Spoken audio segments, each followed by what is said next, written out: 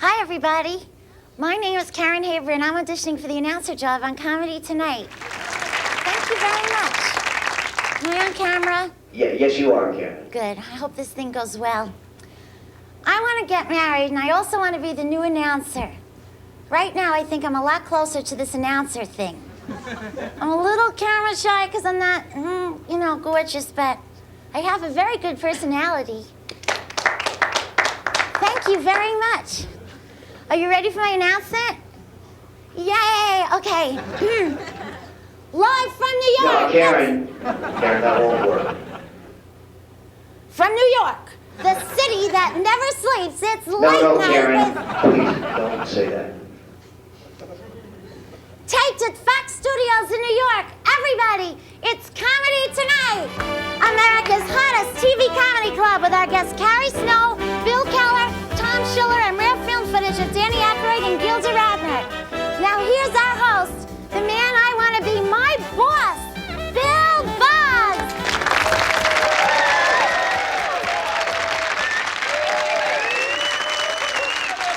Hi, Karen. Hi, Bill. Thank you very much. You're welcome very much. Karen Haber, our perky/whiny auditioning announcer. Now, you might call our first comedian a perfect 10, but you'd have to be measuring on the Richter scale. From Shakin', San Francisco, here is Cary Snow.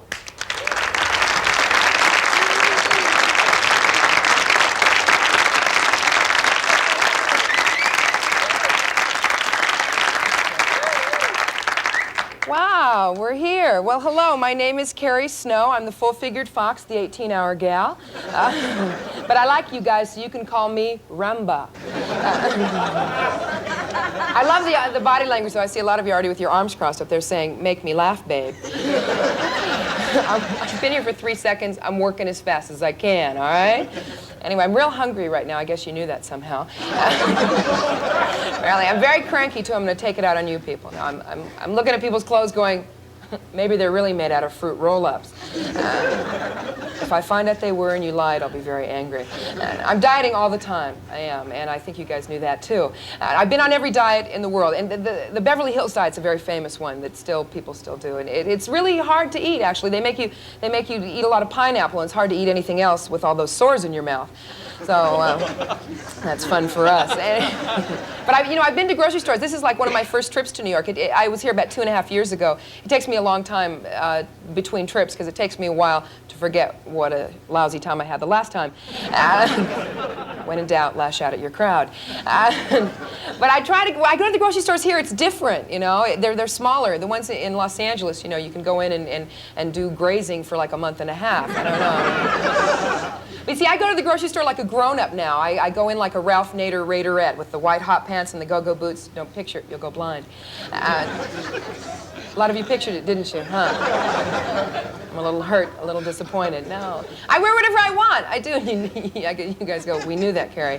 I do, because somebody told me once, if you can't hide it, decorate it, all right?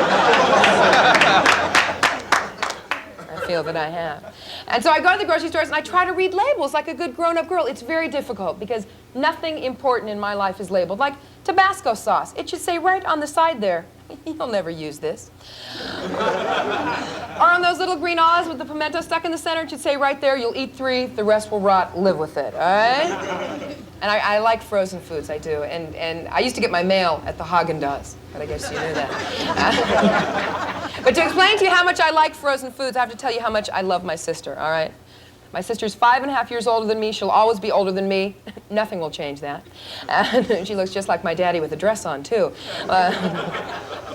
She hates that when I say that. But no, my sister's wonderful. And we've discussed this frozen food question as women, as sisters, as gals. If my sister was standing between me and a frozen Sara Lee cheesecake, I'd kill her. And I'm pretty sure she knows it. But aren't those cheesecakes the best? But don't you think they should have a warning label on the side that's going to let you know, you'll never eat this defrosted? They should have a warning label right on the side that's going to let you know all this information, you know. But oh, aren't those cheesecakes the best? You have to keep a little knife in your purse, though, you know, so that, and you have to pick it up at the very end of your shopping trip, so by the time you get out there, you can get the edges, you know. And I guess you can do that. But my favorite frozen food, and I'm sorry it's not chic, it's not lean cuisine or lean menu. They're the chicken pot pies. They're 57 cents. Get a lot of crust and 3 peas. You'd have to send out an expedition to find that chicken, all right? But I respect them because at least they let you know what's going on. There's a warning label that says, when cooking 5 or more pies at one time, what kind of a pig do they think I am? This is not exactly company food here, all right? This is stuff you have by yourself in bed depressed with a Diet Shasta and some M&Ms, all right? Anyway, you guys are nice. If I'd known you guys were going to be this nice, I would have worn underwear. I would have. Yeah, I guess you're right. I want to clear up a myth tonight before I go. The myth about women doing terrible things when they go to the bathroom together, and it's not true, totally. Women have to go to the bathroom together because sometimes guys say such stupid stuff to you that you have to go into a small tiled room with your very best friend and go, Last week, a guy told me he could get lost in my eyes. I said, turn left at the cornea and get the heck out, all right? Thank you very much.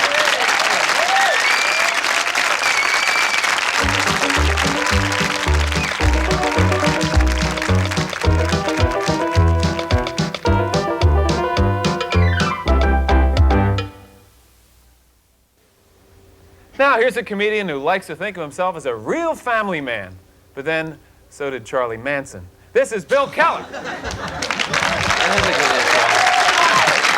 Thank you very much. Well, it's nice to be back here. Nice to be back. Last time I was here, I was talking about my dad, so I thought this time we'd attack my mother. Yeah, moms are all the same. Moms like to buy irregular shirts. I remember one time my mother bought me a short-sleeved turtleneck. The thing looks like a giant dickie. It's ugliest piece of clothing. You know, it's a crazy piece of clothing. It's the bodysuit. Bodysuit's very sexy on a woman, but guys get confused by it. We're not sure what to do with this thing. You know, does it button underneath? Is it one piece? How do you deal with it without hurting the person involved, right? I'll be honest, the first time I ran across the bodysuit, I nearly killed the woman trying to pull it off over her head. Yeah, I'm pulling on it, she's screaming and shouting, I'm thinking she's having a good time. Oh no, Dad never told me about clothing. The thing about clothing is everybody's into this status symbol stuff. You know, it all started with the eye side. The little alligator says something about you as you walk down the street, right? The alligator tells people, I'm doing okay. Yeah, got a nice job. Bought a nice shirt. Pennies come out with the fox, miss the whole point of status symbol, because they try to sell you the fox for telling you, hey, it's as good as the eye side. And it's $6 cheaper. You're walking down the street wearing a fox telling the world, yeah, I can't afford the alligator, man. Yeah, people stop you in the street, they go, look, here's $6, get a real shirt, okay? Yeah, then you have that Ralph Lauren. Ralph Lauren's kind of too expensive. That's too much money to spend on a shirt. I think it's kind of a nasty statement. You're telling everybody as you walk down the street, yeah, I heard 13 million people are out of work. Yeah, I got money, I bought a shirt. Guess if you had money, you'd buy food. So at least we live in a country, though, where you can buy status symbol clothing. That's kind of nice. We don't want to live somewhere like Iran, where they get out of bed and they take the sheet off and wrap it around their bodies and throw their underwear on their head and walk down the block there. I'll tell you, we got things in this country you won't find anywhere else in the world. We're very fortunate to live here. Things like Cycle 3. Cycle 3, it's a dog food for overweight dogs. Think about that. 3/4 of the world goes to bed hungry at night. We have fat pooches.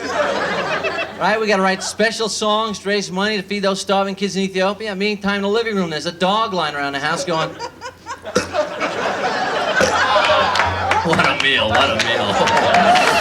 Jeez, you're going to have to get another dog to help me out with all this food. These kids are leaving over here. Jeez, either that or get your kids to eat this food. Oh, boy. What, the leash now? What, are you nuts? So walk now? You'll be dragging my butt down the block. You crazy? I got just enough energy to climb up on your bed, stick my butt on your pillow for a few hours. That's it. Yeah, boy. And we give them, in this country, we give them cute names like Bandit, Scruffy, Sparky. Cambodia, they give them practical names like Lunch Meat. That's right, boy. Cambodia, they're teaching their dogs tricks like Hop on Bun, Lunch Meat. Yeah, just remember that next time you're grousing about your job here, huh? At least you can name dogs, though. Don't waste your time naming cats. Cats are a waste of time, boy. They will not come when you call them. The only way you can name a cat and have him come is if you can make the sound of an electric can opener. That's right. If you can go, ah, You name your cat. You name him, he'll be there every time. He'll be there with other cats. We're all named, here we are, feed us. Yeah, thanks a lot. My daughter wanted a cat for Christmas because she didn't get one because I'm Santa Claus, as all dads are. And it's great because you get to buy the toys that you always wanted when you were a kid and didn't get from your parents. So this year I finally got Rock'em Sock'em Robots. Yeah, all Christmas the kids are crying, going, we want to play. Leave your mother and I alone. We're having a fun time here for a change. I'm trying to knock your mother's block off. Leave me alone here. I'm having a good time. I got the worst gift in the world that you can possibly get at Christmas, though, and everybody will get one sooner or later. Some of you didn't get it. You sent it, made somebody feel miserable. It's a gift that makes you feel older than you are, older than your time, and everybody gets it. It's the Hickory Farm Cheese gift set box. You get this, you just look at it and go, you can't even get that scream out. It's so horrible. You just finally it comes, you go, no, not the Hickory Farm Cheese gift set box. I'm too young for this gift. Oh, please, Ghost of Christmas Future, tell me this doesn't have to be. You know, it's like a Dickens Christmas. It's such a horrible thing to see that. Because you know you get different things at different stages in your life, right? When you're kids, you get toys. And when you're teenagers, you get records and clothing. And then you just get clothing for a while. And then you get like a hand tool or something. And that means coming next is the Hickory Farm Cheese gift set box. You know you're at that last Christmas when you get that fruitcake in a tin. That's it. You just look at it and you go, I wouldn't have eaten this if I had teeth, you bastard. That's your kid. So, that's pretty much my time here. We'll have to come back and talk. Well, men working. Let's discuss that just quick. Something I hate. I hate to see that men working sign. You drive down the road, they put up a big sign, cordon off lanes. I go in a traffic jam. I never see men working. Now, why can't they be honest with us? Put up a sign that tells the truth. Slow down, men ahead, leaning against shovels, getting $15 an hour, eating Danish. Please don't knock them down. Huh? Thank you very much. Thanks a lot. Thank you, Bill. Thank you, Bill. Good to be back. Hey, girls. What's up? Take a pat, Bill. This is girl tour. Yeah, you might want to eat later. This is not for you. All right, This kids. is heavy business here. So, Cary, anybody there you want to spend the rest of your life with? There's nobody I want to, like, go to lunch with, I don't think, today. Let's go through them one by one. Come on. Yeah. Ooh. Sort of a reggae kind of guy. I bet he's got good drugs. And if he does, we could be close. I met a... Ooh. Now, stop everything. I used Make to- a nice face. What? I used to go with a guy that washed my hair because he had so little of his own. This might be him. I don't know. like poor guys because they're more vulnerable. Insecure. They spend extra money on you. They need us more. Ooh, a team. All right. Double calculators. Okay. So keep going. Oh, he's kind of chubby. We could share clothes. Ooh, I like that. He looks young. Of course, if you ask him how old they are, you can't afford them. You know what I mean? Aw. Ooh, a little older, a little more discreet. I don't know. Yeah. See, I want to marry somebody old so I can go on that world cruise when I'm still young enough to enjoy it, you I know? want to marry anybody who's breathing. Keep going. Keep Keep going. going. Ooh. Clean shaven. Next. We like them clean shaven. Really? You don't like a mustache? And beards. I hate them. They look like devils. Okay. Oh.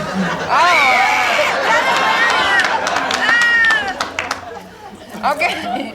No, he's cute. He's cute. He has a jacket that looks like he bought it himself. Buy him a razor. Yeah. All right. Are we being too mean? Ooh, he's got a gap between his teeth. You know, and no, they say that people like that are real extra sexy. They really are. And boy, I could anger my mother with this guy. Ooh, and him too. Great. Now we could be twins, me and him. Ooh, Glasses. Yeah. All right. You like that? Guys that wear glasses are good because I look much better than when they take the glasses Girls off. who wear glasses, guys don't make passes. Oh, honey, they don't. Take the glasses off. Definitely. All right, so I don't care if he calls me witch and chokes me just a little. I don't know. That's the one. Yeah. That's the one. What's He's his- sort of Oh, yeah. it's getting better. It's They getting found better. Higher class of men. Yeah, I'd like to tie him up in my yard. Is that a problem with anybody? No. Upset about that? He would love that, Cary. Oh, he's putting his He sunglasses. did it just for you. He likes This guy looks like he maybe has a weapon on him. I don't know. This is just he's A rock star! Yeah, I don't like guys that frost their hair more than me. I don't know. It's a problem. I do. He's I got- like that one. Yeah, he's got like that musician haircut number 37. I like Maybe he that. plays the tuba. The tuba? Maybe. Oh, he's got kind of a baby face. That's nice. That's Yeah, but he nice. looks employed. This guy would have to have money. Yeah, Okay, definitely. Chris, wait just a second. Is there any man in the audience who would like to defend the men today? Somebody here would like to say something? I got something I gotta say.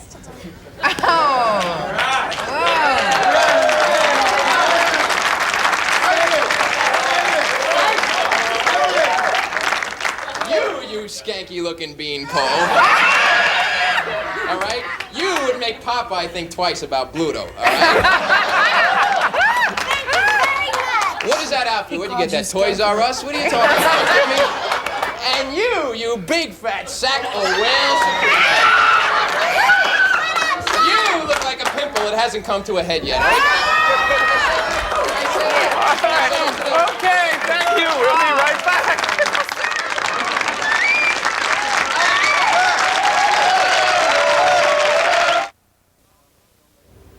Tom Schiller is an award-winning comedy filmmaker whose work has appeared on Saturday Night Live, not necessarily the news. Let's have a nice welcome for Tom Schiller. Hey, Tom. Good to see you.